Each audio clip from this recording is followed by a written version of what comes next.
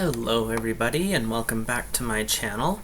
I am Abe with MysticGenMara.com, and today I'm going to be talking about the energy bodies and some of the different ways people can look at those.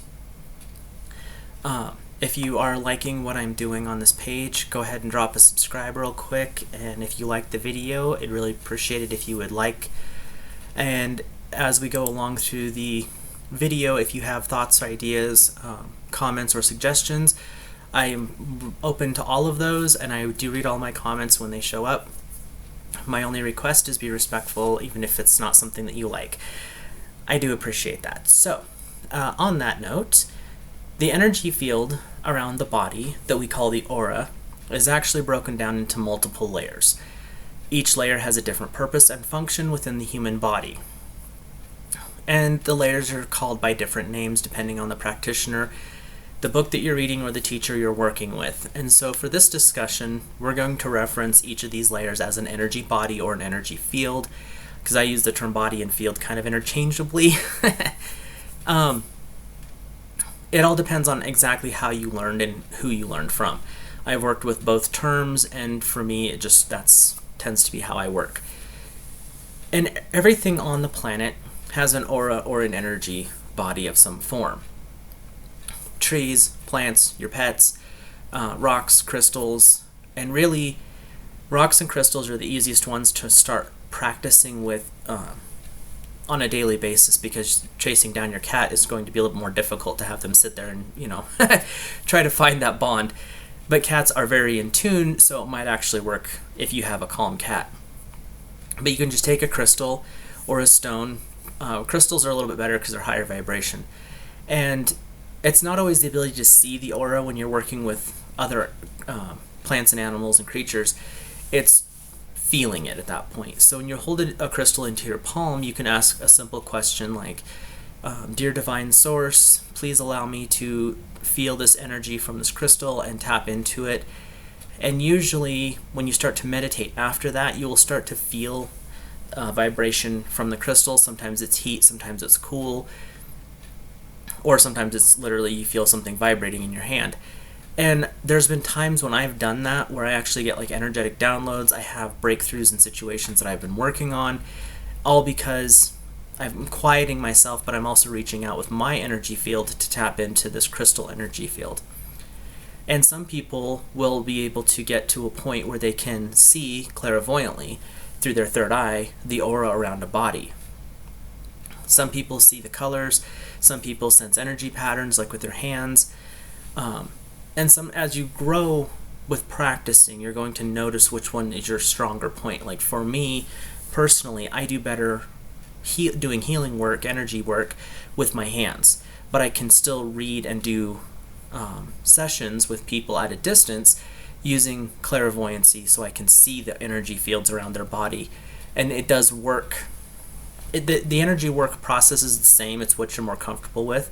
I've been more comfortable practicing with physical, or with being in person, but my strengths are growing with my clairvoyance over distance. And it all is about practice. And so, depending on how you learned and who you learned from, there can be as few as 3 layers and as many as 7. And there's even some people talk about 12 to 15 to 25. My personal experience when you are researching through this, 3, 5, or 7 tends to be a more stable number where you can work with, especially as a beginner, or even if you're intermediate. The higher levels, they're taking the basics from the 3, 5, or 7, and they're breaking them into smaller and smaller and smaller layers. And when you start getting into that, you really start splitting hairs, and to me, you're just adding a layer of complication to working a healing session.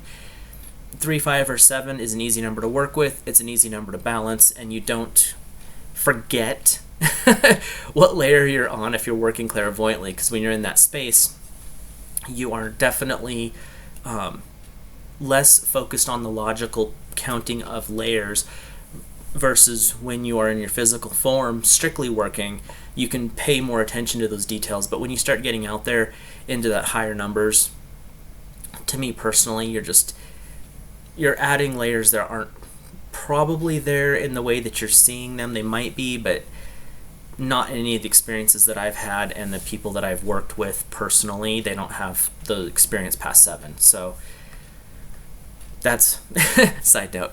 The 3-layer system is actually based on a Greek tradition, and that is your gross physical body, which is pretty basic, your psychic body, which is your emotional or psychic field, which is just slightly away from your body, and then there's the noetic body, which is your mental and spiritual field. So the Greek system doesn't actually break it down into more. They actually combine your psychic and emotional and your mental and your spiritual so that you only have 3 layers in the system. Which, if you're working from a practitioner standpoint, the 3-layer system is perfect for a beginner state of working. We're trying to read layers. It's a good place to start.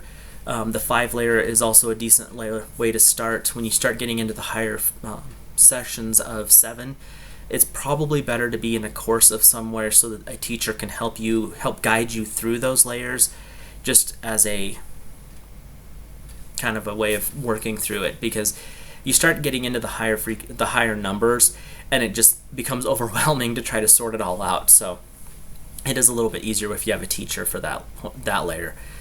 The 5-layer system, again, has the physical body. There's going to be a physical body in all of these. The second layer in a 5-layer system is your etheric body, which radiates from your skin 1/4 to 1/2 inch out. The layers of the aura are going to shift and change in color and density throughout your life, so there's no consistency in the colors. So there's some people who will claim that certain layers are only certain colors. That's not always true, because depending on your health, depending on your environment, the lessons that you're dealing with karmically and spiritually, those colors are going to shift in different ways, because the color is actually the energy that's in your system at that time. And generally, the etheric body is classified as a holographic blueprint of your body.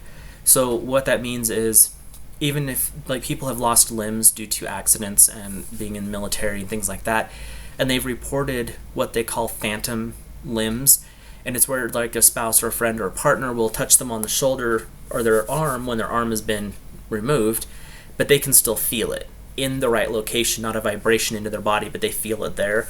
That's the etheric body, because it's literally the blueprint of the physical form. There in the 5-layer system, you have the emotional body, which is where all your feelings, your fears, your joys, all of that resides in that layer. And generally, when you come to this layer and you're viewing it or feeling it, it's going to feel volatile in most cases. It's going to be very active, because your emotions, you can't actually shut them off. You can tone them down, but they're always active. So your emotions are always going to be moving around. And so in this layer, there's always a fair amount of movement.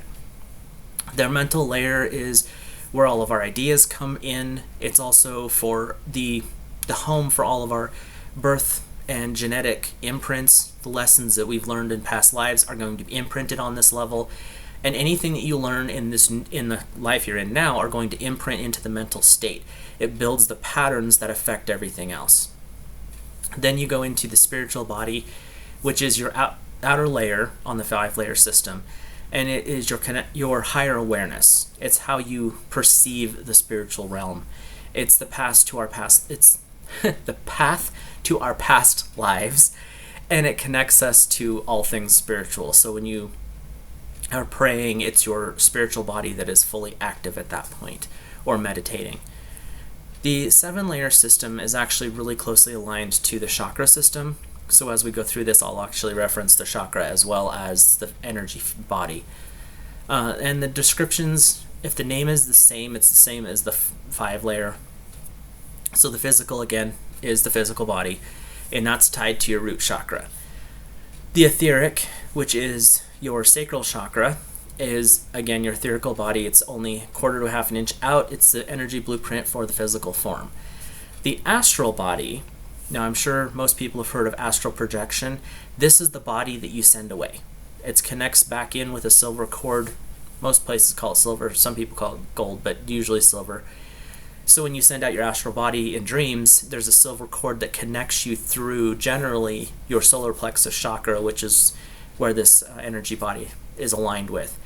This deals with your self-image and also any psychokinetic skills that you may have, like moving things with your mind. And this is also ties very strongly in with your will. So if your will is really strong, generally your astral body is going to be very healthy and very strong. And those are actually good signs. But if your will becomes completely immovable, where you can't change your mind for any reason, that's when your astral body will start to, in my experience, calcify in a sense, not literally, but emotionally, and it makes it harder for you to astral project because you are bound so firmly to one point that you can't see another version.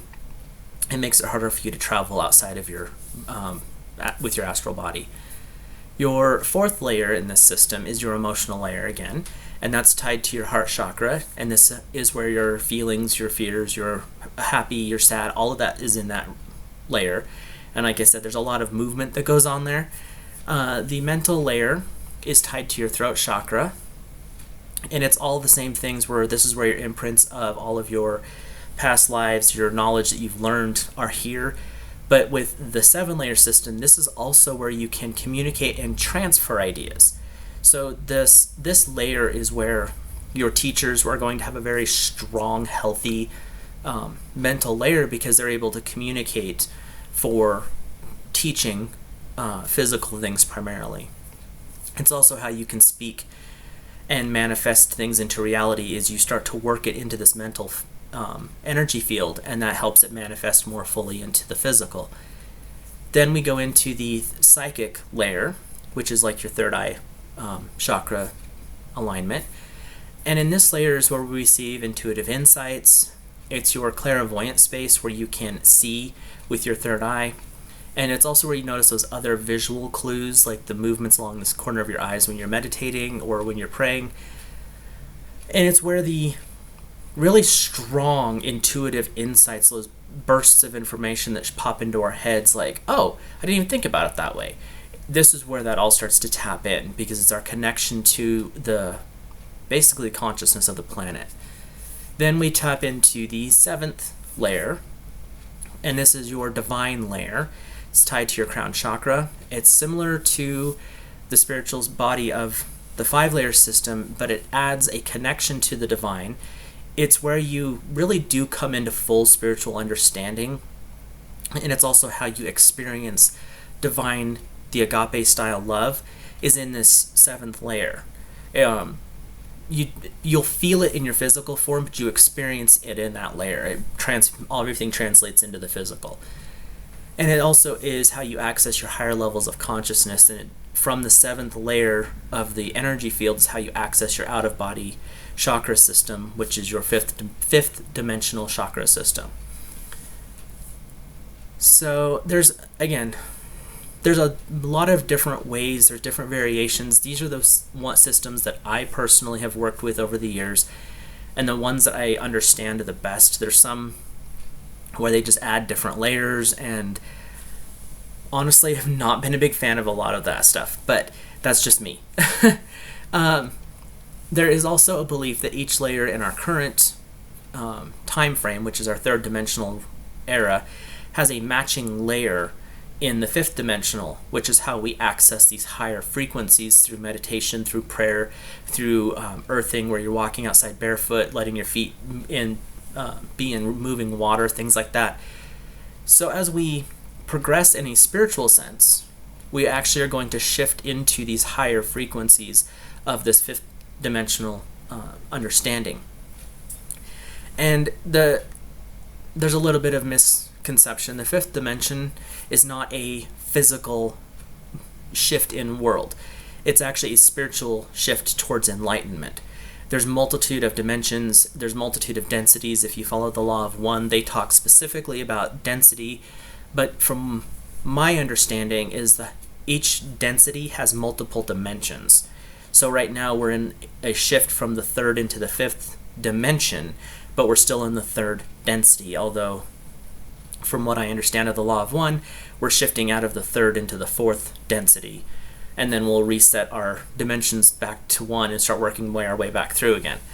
But we are in a very big shift spiritually, and if you look at the way the world is right now, there's a chaos cycle going on, and that ties into this, which I'll get to here in a second. So this is my personal belief, my opinion, things that I've learned over the years. We're being on this planet, we're here to learn spiritual and intellectual lessons. And as we grow, we continue to become more aware of these subtle energies that are surrounding our bodies. The Hindus, which I do reference them a lot because their healing modalities and their knowledge of the energy bodies goes back thousands of years. And they've known about chakras and these different energy bodies well before the majority of the Western world did. And they have a belief in a time cycle. Chaos, this is where the chaos comes in. But these time cycles were thousands of years. Depending on the texts, they can be 12,000-year cycles or 1,200-year cycles, but it's always over 1,000. And these cycles are called yugas. Y-U-G-A. And these are it's a big circle. There's basically 8 that go around this clock. And we're coming out of what is called the Kali Yuga. Now, this isn't it kind of references the goddess of destruction, chaos, and transmutation, but this is more of a spiritual concept in this respect, because they're talking about the Kali Yuga is a time where our physical forms and our physical bodies are our primary concern. It is everything to do with the physical: money, food, sex, extending the species, making your physical form and physical life comfortable. It's all about the physical. Spiritual, it's over there somewhere, but it's not your primary focus. We're shifting out of that. And if you look at the world as a whole, there's a huge shift that is starting to occur. But with the yugas, when you're shifting from the Kali into the next one, which is Dwapara, D-W-A-P-A-R-A, when we're shifting it, the shifting time periods started sometime in the 1800s, mid-1800s, is when the shift out of Kali occurred. And now we're standing in the Dwapara, but we're still in the chaos gate period, because there's 100 years of Kali that is chaos, and then there's 100 years of Dwapara that is chaos. So there's a 200-year chaos gate where the shift from one into the other occurs. It's an interesting thing to research, and when you look at the world as a whole right now, you're like, that makes sense, because I'm recording it the week I'm releasing it. So there's some of that. So we're trending towards the end of the chaos into full Dwapara. And when we enter that period, it's going to be a period of energy frequencies, energy bodies, the clarity of knowing in this more energetic state is what we're walking into. And the people who cannot transition that now will live their lives fully into that Kali, and then if you follow the reincarnation process, when they reincarnate, they're going to come in with a higher knowledge, because they're going to tap into that frequency as they approach their shifting period. But yeah, if you look at the history of what's going on in the world, at the moment that I upload this video, you're going to see we're tending towards about 200 years of chaos, but we're coming out of it, and that's the important part to pay attention to, is we are actually shifting, and that's why it is so important, in my mind, to be working on our meditation, working on our prayers, tapping into our spirituality at a higher and higher frequency, and not just what a guru says, not what just a pastor or an organized church says, because they have an agenda that's going to hold you to their specific teachings, and that's fine. But my theory is, if you don't start to build that connection with divine source energy yourself, you're going to be processing everything through a filter of another person. And that's, even if you go back to what Christ taught in the biblical times, that's not what he was talking about. The connection has to be from us to God's source energy, not a connection to pastor, priest, guru, and then up. They can teach us, but they should not be our connecting point. As we come out of the chaos period, we're going to be coming into this new belief and reality in the spiritual realm. And what I am seeing happen, this is my observation, but I have talked to other people and they're starting to see the same things, is as we're shifting out of this fully physical world, we're stepping into this new field of medicine, of communication that is based more in energy. If you look at people like Nikola Tesla back in the day, he had a way of processing energy, electrical energy, without any outside source. He called it free energy. And from everything that I've read, he actually did have it, and then it was disappeared. So who knows where it is now. But we're also getting into this energy medicine where shamanism is on the rise, of using spirit plant type medicine. Energy work, aura work, Reiki, these are all becoming very, very dominant forms of medical research. There is touch for health and touch for healing, which is a medical practice that a lot of hospitals are starting to integrate and have since the 70s into their nursing staff, so that there's always someone around that knows how to do this. The explosion of chakra healers and energy workers all ties to this, where they're starting to understand at a quantum level that this type of work actually does heal in the physical form. And just a few Google searches, you can find a lot of information about how the energy fields of the human body respond to other energy fields of other humans. So, I mean, take it or leave it, but I am seeing this massive shift starting to occur. And so as we move through this fully into Dwapara Yuga, you're going to see more and more and more focus on the energy healing. You're going to see more and more focus on telepathic communications, psychokinesis, moving things with your mind. It's basically, you're coming to a point where everything that we like to shield ourselves with, those masks that we like to put on, we have a mask for work, we have a mask for church, we have a mask for home, we have a mask with different groups of friends. Those are all going to start to fade away when we get to this energy field system. Because when you are looking at someone at an energetic perspective, they can say anything they want, but their energy field cannot lie.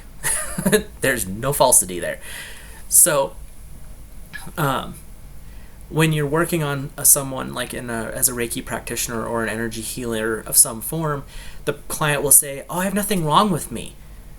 But you can feel in their energy that their back is out, or they've got a muscle that's being sore on their leg, or they're having an upset stomach. You can feel all of that kind of stuff in their energy, or that they're stressed out about fill in the blank subject. It's in their energy field. And so when you're working in those fields, you can see a lot of things that the client themselves will tell you aren't there at the moment because they're trying to repress it. It's human nature. We don't want to be told that, well, yeah, that's true, but why do you know that? You shouldn't know that, But in the energy system that we're shifting into, it's getting less and less likely or less and less able to lie about things. Your shields are going to fall away. Those masks that we all wear are going to dissolve as we process into this higher frequency. And it's really a good thing, because then you're going to be able to respond and communicate in a truly open way that for the last several thousand years of the Kali Yuga, we've been able to hide a lot. Our media hides stuff, our politicians hide stuff, our religious leaders hide stuff, we hide stuff from each other. But when we shift into this new energy field, it's actually going to change it so that there's less to hide, because it's less important to hide it, type of a thing. And let's see here. I have notes, sorry. So through all of this, talking about the energy fields and healing and the different layers, I would be very remiss to not bring up the fact that our interactions with other people, this is coming back to the chords, actually do matter to each and every one of us. Most interactions are very harmless and benign. You get a lot of benefit from being around people that are aligned with your way of thinking or are on a similar spiritual path, because you can exchange ideas and grow. And when you have that occur, each of your energy fields are going to increase. They're going to glow stronger because you're openly and honestly exchanging ideas and thoughts. And when that happens, it literally generates an energy field between you, but it heals and strengthens you as well. And I've had this experience with multiple friends over 20 years or so of studying metaphysics, where we'll be in the process of having a conversation, and as you're having the conversation, you just start to notice that you're in a bubble. You're in this beautiful bubble of energy. And when you're done, it's not tired. Like, you get done with the conversation, you both feel energized, you both are glowing. Sometimes there's more of you, but I usually do it one-on-one. And you just know that there's something better that has occurred. Like, through the communication, you have healed each other, strengthened each other, and expanded your knowledge, which is amazing. And then there's the other side. These are the miserable ones. It's where you feel drained after being in a communication, or if you're in a group of people and there's like one or two, but you just want to be away from them. There's something about them that you don't like. You're not really sure what it is, but when you are in their presence, you feel more drained. And then when you're out of their presence, if you think about them, all of a sudden your energy level drops. It's what is generally called a energy vampire, and that name sounds really scary, but in this case, it's more of just an energy field. But it's a connection that you have with those people, and they are draining your energy field. So those connections are called cords. So a simple thing to do is carry the right kind of stones, moonstone, silver coins, because they're reflective, or quartz crystal are all good ones to help support your system and keep energy cords away, especially the negative ones. The other thing you can do is you can reach out to Divine Source Energy and ask Divine God to send you Archangel Michael, because Michael's purpose, and we talked about this in the video that's on the channel already, one of his deals is to protect you. And he has a gigantic flaming sword that he will cut those cords and help heal your energy field to help you feel in a more safe environment. So when you're around those draining people, if you just send up a quick prayer, be like, send Archangel Michael, I could use the help, and you're going to notice that you don't get drained as easily. Now, does that mean you're going to stop all of it? No, because we're human, but it's going to improve your ability to hang out in those situations. And eventually you're going to find that those people aren't going to come around you anymore, and when they do, they stay away because they feel that you're no longer a source of food for them. And really, when you are feeding on someone else like that, it's very unethical. So they should be controlling their own energy fields over there, away from you. So on that note, we're going to try something a little bit different today. So this is the basics of the energy bodies and how I perceive them. And like a starting point, if you're new to this type of a subject, is to kind of understanding how they work, where they work, and what their purposes are. There's a lot of research and information out there, and I can do a follow-up video on this if this is something that you like. It all depends on what resonates. And the more that you practice and meditate and work with this, the more you're going to understand about it, and the more you can expand your knowledge of the energy fields and feeling them and sensing them. Personally, I think that a good teacher is invaluable in this respect. So if you have the time and you have the ability to work with someone either as an apprentice or take an actual course, I highly recommend that. And if you would like to know about courses that you could take, you can contact me. I only know of a couple right now, but just send me an email and I will definitely put you in contact with one of my teachers and a friend of one of my teachers.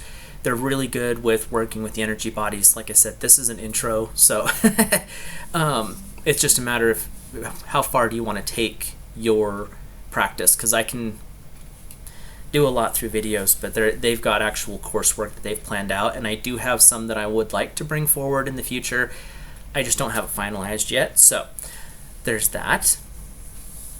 And again, like I said, the easy way to work with clearing out energy cords is to work with Archangel Michael. And if you've made it this far in the video and you're interested in that, I was going to do a little meditation with a singing bowl, which is this little guy here. Plays just some gentle music, and we can just have Archangel Michael come in and help clear out anything that is not working for you at the moment. It's not, again, you're not going to see drastic changes, but you might. It all depends on what you're ready to release. That's the other part about energy cords, is you can listen to every meditation, you can make every prayer, but if you're not willing to let go of that connection, there's not much they can do. The thing with the energy, with the spiritual beings, is they're not going to overwhelm your personal choice.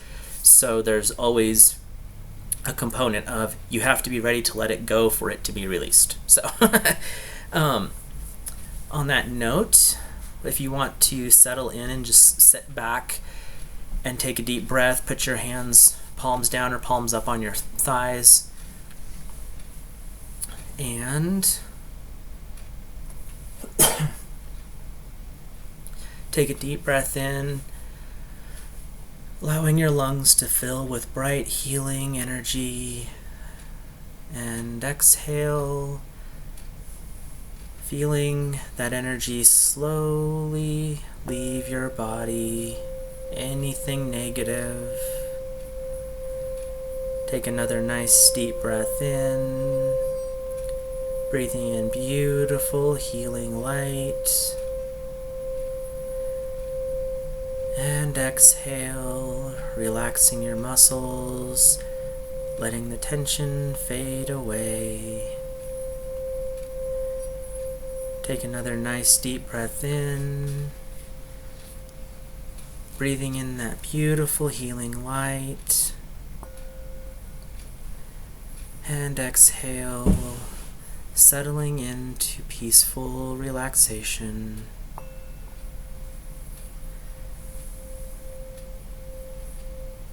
Once you're relaxed and you're just resting,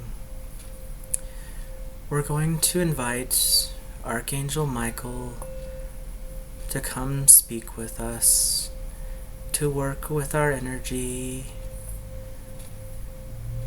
bringing in Archangel Michael's energy in perfect love and perfect trust, asking the Archangel to wield his sword to gently but firmly cut and release any cords, any connections to things that are not helping us, that are draining our energy fields. Everything that we are ready to release at this moment. As his energy comes through, that healing, beautiful energy of his sword cuts any connection that you're ready to release, sends the cord back to its owner, and it heals your energy field. Tapping into that beautiful healing heat, he heals, seals, and stabilizes your energy field.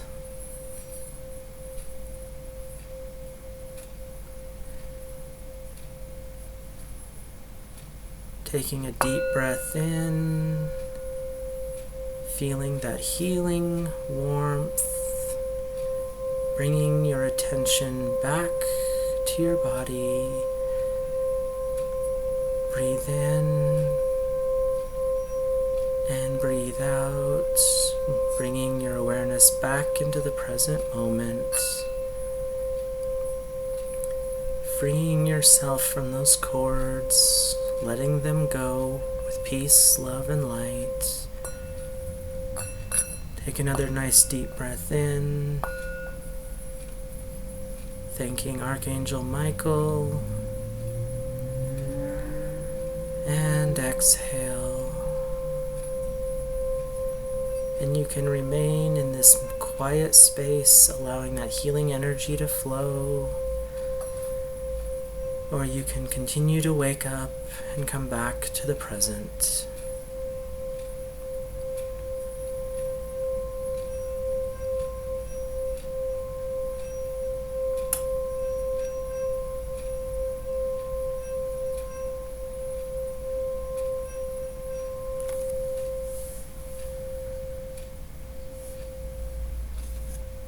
And with any of the healing energies that Archangel Michael brings forward, they are through all space and all time, and you can check those out in the future as well. This is the first one of those, so I'm hoping that that singing bowl came through for you. And again, if you have any suggestions or thoughts, you can leave them in the comments section, and thank you for checking out this video.